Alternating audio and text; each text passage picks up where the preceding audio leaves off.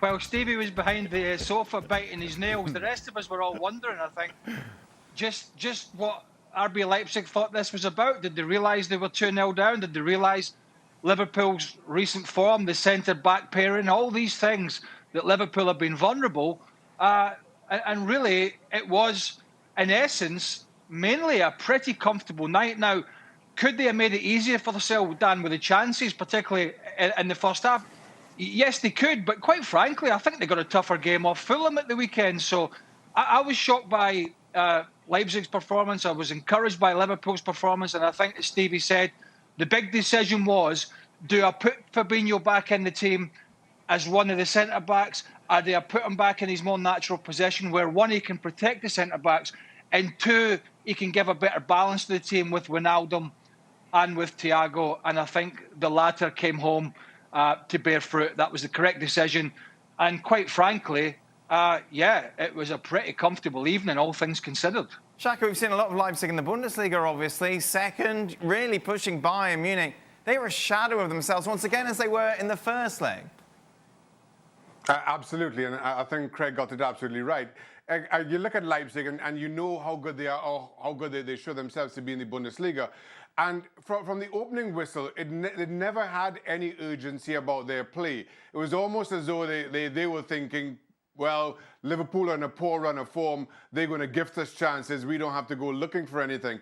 And that, for me, was the biggest surprise, that they never really seemed that bothered. They never really seemed like they wanted to put Liverpool under pressure.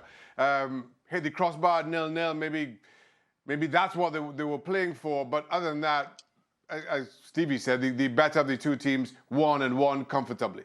What happens next with Liverpool, Stevie? Through to the quarterfinals of the Champions League. That, obviously, their opportunity to get back in the Champions League, if you like, if they win it, as opposed to top four, which looks very unlikely. In fact, I think you wrote them off on Sunday. So how do you prepare for the Premier League matches compared to the Champions League games?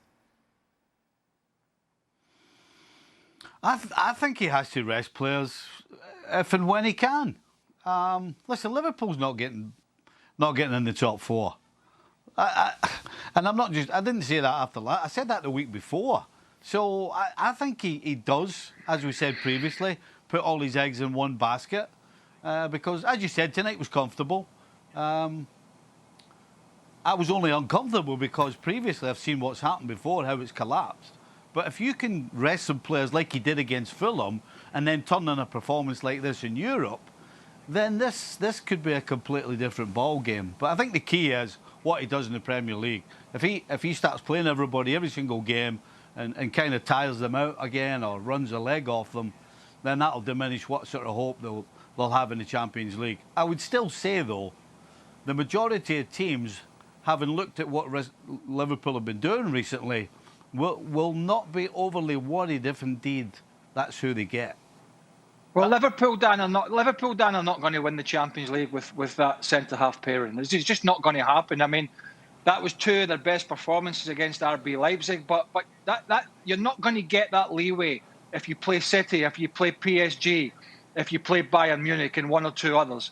It's just not going to happen. They will target those inexperienced centre-halves. So that was down to Leipzig more than it was down to Liverpool, but you're not going to win that. Well, it's very, very unlikely you're going to win this or come close to winning this competition with that back four. I don't think many people would argue against that.